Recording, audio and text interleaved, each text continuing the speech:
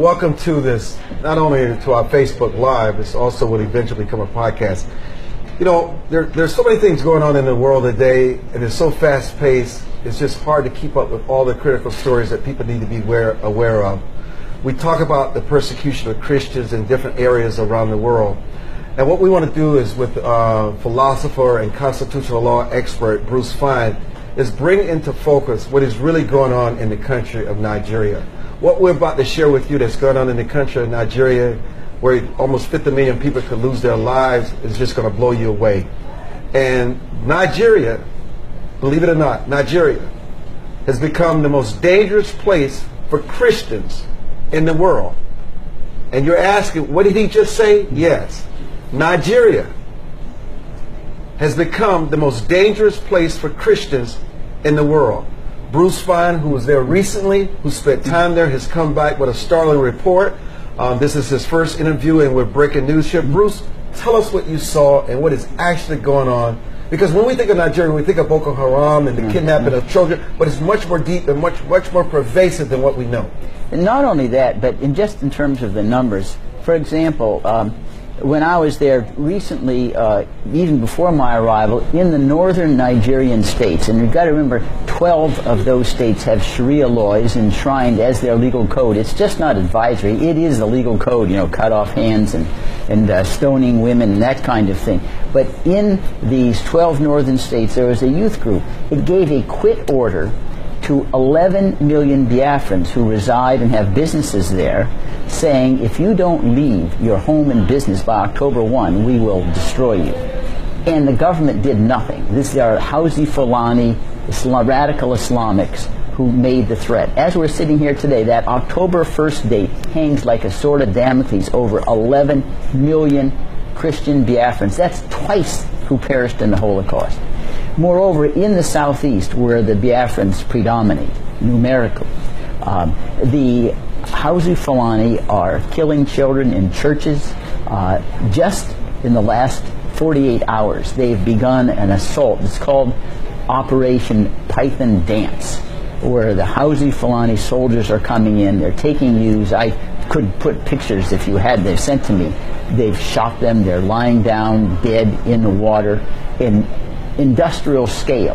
And this is because the Fulani, who are very, if you want to put an accurate term, almost backward economically. And the Biafrans are much more educated and skilled economically, so they prosper.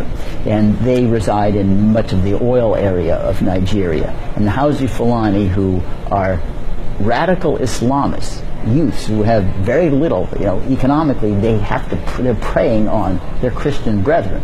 And the government is doing nothing. In fact, it's participating with the military. Are you telling me that the president of Nigeria has become a sympathizer to this, where you actually can go into religious gatherings, churches, and you can just kidnap and kill innocent people? With impunity. With impunity, and they say and do nothing? They do not. For example, I mean, I am a lawyer. I'm suing 16 members of the armed forces. We can't sue President Buhari because he's got immunity, because they have gone in and slaughtered and killed Christian Igbos. It's a pending lawsuit in the U.S. District Court in the District of Columbia, and there's no sanctions. There's no punishment for any of these members of the armed forces.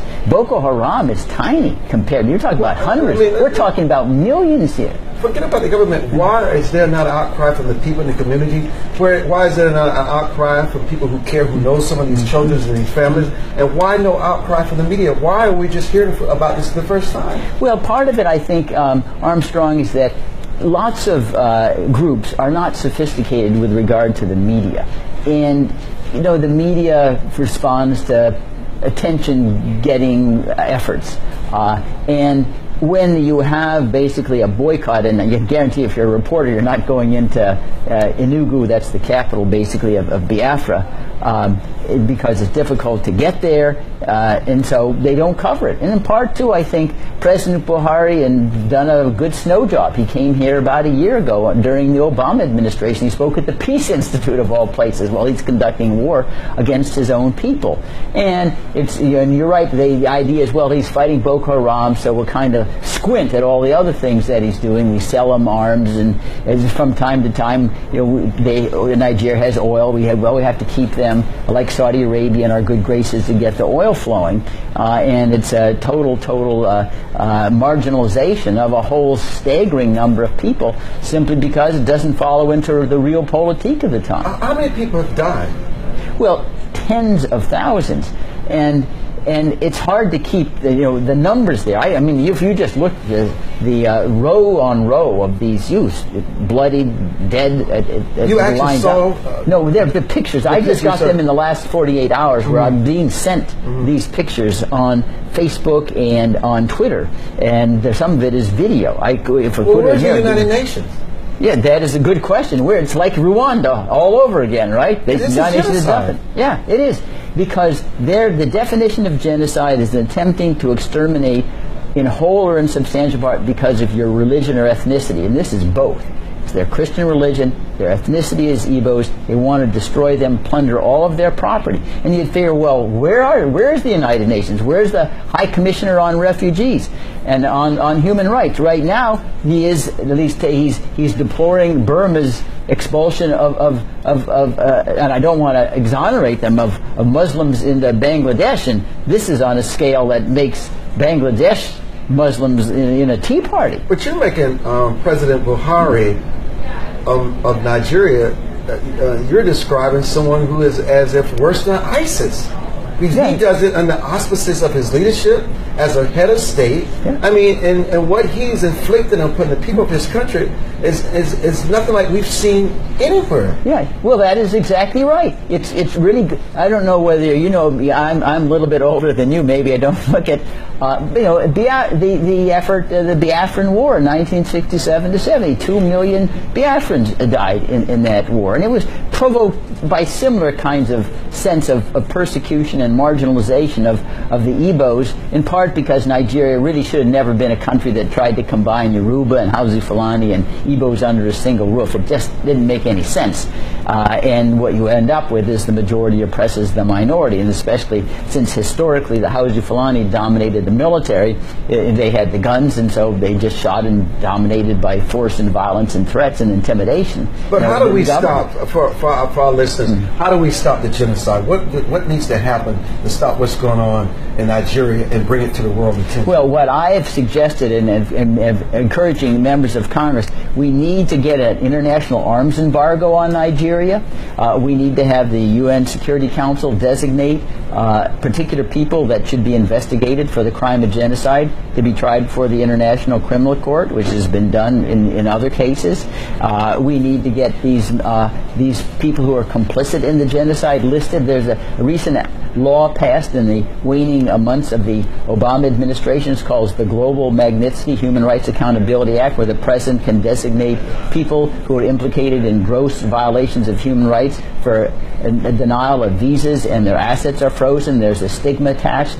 So those are the efforts that your constituents can recommend to their legislators in Congress and the United States Senate, and writing President Trump directly. Because remember, as President Trump, and especially Vice President Mike Pence, he attended a world summit on persecution of Christians globally in Mayflower Hotel here in Washington, D.C. in last May, and where he made all these statements that President Trump is going to stand up and against these radical Islamist terrorists who are slaughtering Christians. Well, here's a chance to do so on the strongest scale that's imaginable. And one thing that worries me, Armstrong, among others, aside from the sadness and the compassion you have for these families and people being killed and their lives being destroyed, is if Buhari can get away with this with impunity, what signals does that send to all these other Muslim-dominated radical countries in the Middle East? We don't have any price to pay. With all the focus on North Korea and its bloody dictator, I mean, this guy also compares in comparison to what's going on in Nigeria. Let me ask you this. Is there a tinge of racism to this? The fact that Nigeria would be seen as a country of Africans. If this were a country where the Buhari was, let's say, a colonialist or a white head of state, would this be a different issue? Do they lessen the value of these lives and the importance of this matter because it's an African dictator? Well, I think the answer is yes, as crass as that may seem. Well, it's just Africans killing each other, so who like really cares Rwanda about it? and Ethiopia, yeah, or Zimbabwe, Mugabe, yeah, it doesn't really matter. You know, human rights are only for white folks.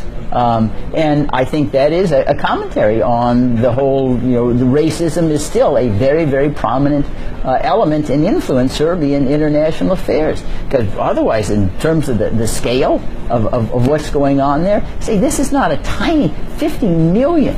That's a huge number. That's probably larger than 3/4 of all the nations who are members of the United Nations. Bruce Fein, thank you for this critical update.